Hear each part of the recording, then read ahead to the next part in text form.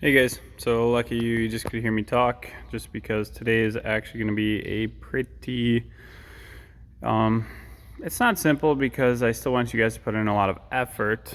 It's pretty straightforward in what we are going to do. So we're going to do some flying 10s. So when we do a flying 10, that means we're going to do a 10-yard sprint. We get 10 yards beforehand to build up. We sprint for 10 and then we decel for 10. So that 10 yards, if you can go outside, you have cones or the ability to mark something on the ground. You're going to put a cone 10 yards away, put another one 10, and then put one more at 10. So you have a starting line, a finishing line, and two cones in between, essentially. So build up. Building up, you're going to kind of jog into your sprint. We're still working on a lot of arm action. We're still trying to have good running mechanics, still trying to keep that forward lean. So that's the biggest thing. Build up doesn't mean we're just going to walk into a sprint. It means we are jogging into it, and as soon as I hit that sprint line, I should already be at 80-90% of my max speed. So you get that build up time to get a little head start essentially into your sprint. So you build up for 10 yards, you sprint for 10, and then we're still working on our decel for 10. Again, none of our running mechanics change. We're still working on finger spread. We're still working on going cheek to cheek. Still working on driving that knee up, pulling the toe up, and forward lean. Okay? So flying 10s, where you're going to do 10 of them. Again, you have a starting line, cone, cone, finishing line. Then we're going to go 8 flying 20s. Same thing, build up for 10, sprint for 20, decel for 10. So your cone's just going to get a little bit longer in that middle section. Then we're going to go 6 flying 40s. So same thing, you're going to build for 10, sprint for 40, decel for 10. So the nice thing is sometimes we would change up that, the length that we would build up on that sprint.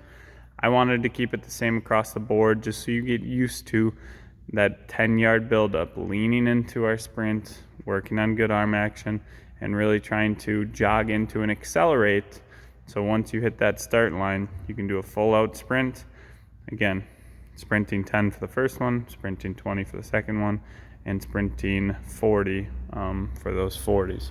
But again, we're going to do 10 of our flying 10s first, and we're going to do 8 of our flying 20s, and then 6 flying 40s.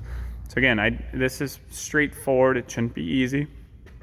In between each one, each flying 10 that you do, you should walk it back. You should take at least 60 to 90 seconds in between.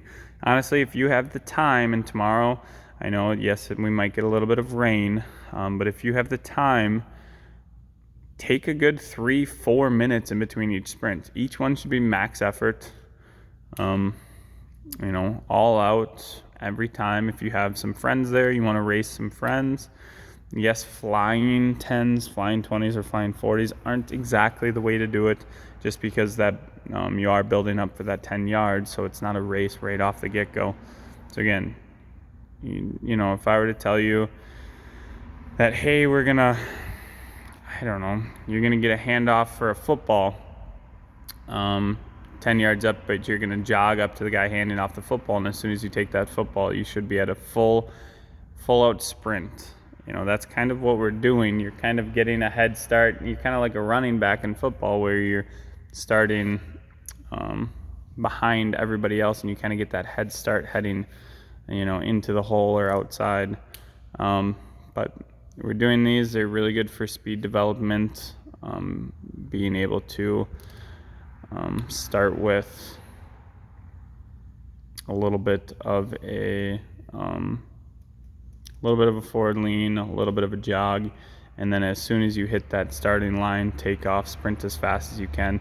It also helps us with speed development because normally we would start our sprint at this line, right? And then we're sprinting for 10 yards. So about 5 to 6 yards, well, in a 10 actually, it's pretty much the entire 10-yard thing. We're still accelerating. So 40 is a better example. So in a 40, at first 10 to 20 yards, we are accelerating. So then we're really only at our top speed for the second half of that sprint. So that's why we get that 10-yard buildup.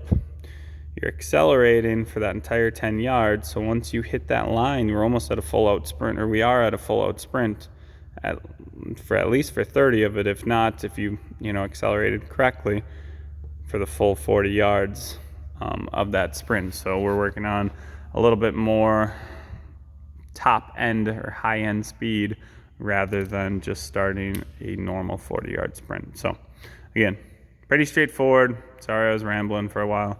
But have a good day. I'll see you guys on Wednesday for strength.